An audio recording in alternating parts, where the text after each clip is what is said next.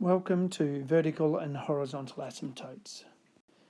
So to begin, we're going to have a look at a couple of the graphs that have asymptotes, just as a bit of a recap, and look at their x and y intercepts if we can, the domain and range, and how we actually find the asymptotes. So we'll start with the hyperbola. So the first one's going to be y equals 1 over x, which is the basic hyperbola. So that's the basic graph. Where the x and y axis are the asymptotes. Our domain is from minus infinity to positive infinity, but obviously it's not equal to 0, and the same with the range, because that's where our asymptotes occur. Have a look at our graphs. We've got them approaching the x and y axis in the positive and negative directions. For the second one, 2 minus 1 over x plus 3. So the original function is a hyperbola 1 over x. So the initial effect is on the x, and that's 3 to the left. It's giving us our asymptote of x equals minus 3. The negative in front of the function flips it over the x-axis. So instead of being in quadrants 1 and 3, it's in quadrants 2 and 4. And the plus 2 in front moves the graph up 2, making our asymptote y equals 2. That gives us our domain of minus infinity to plus infinity, but not equal to minus 3. And minus infinity for the range to plus infinity, not equal to 2. Finding where it crosses the x and y axis. So for the y-intercept, which is always the easy one, we just let x equal 0. And if I put 0 in, I get 1 2/3 for y. The x-intercept's a little bit harder. You've got to solve it like an equation. So you let 0 equal to 2 minus 1 over x plus 3. Add the 1 over x plus 3 to the other side, multiply by the denominator, so multiply it across, or get a common denominator, depending on which way you work these out, and then solve it normally. Subtract the 6 from 1 and divide by 2 to get you x equals minus 2.5. Here is our graph. You can see our new asymptotes, y equals 2 and x equals minus 3, and you can see where it crosses the x and y axis, as well as being in quadrants 2 and 4. The next graph that has a asymptote is an exponential.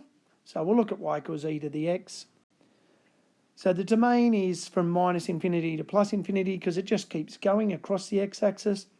And the range, because the asymptote is the x-axis, so that's y equals 0 and above, it goes from 0 to infinity.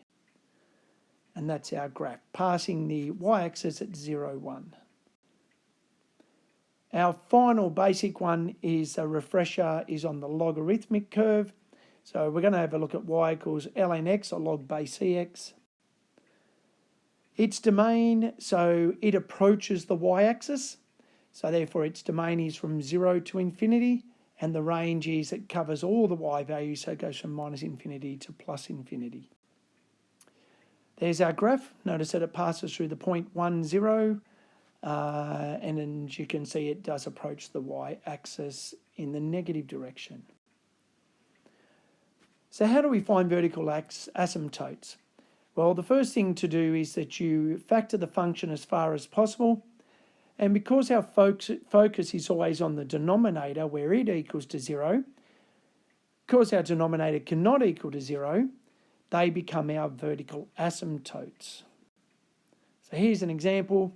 Find the vertical asymptote or asymptotes of 2 over 16 minus x squared.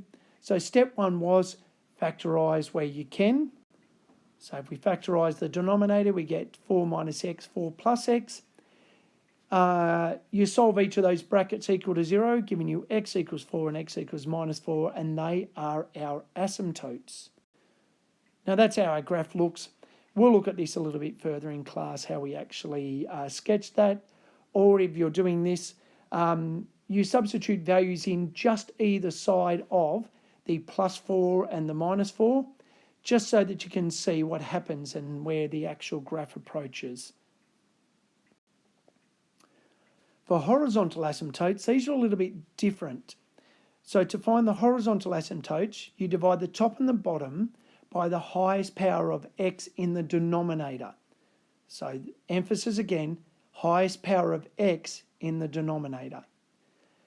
Now, one rule we should be aware of, is that as x approaches infinity, then 1 over x, or 1 over really high numbers, approaches 0. A horizontal asymptote is then y equals the remaining fraction that's left. So here's 2 examples. We're going to find the horizontal asymptote or asymptotes for these 2 examples. So let's start with the first one.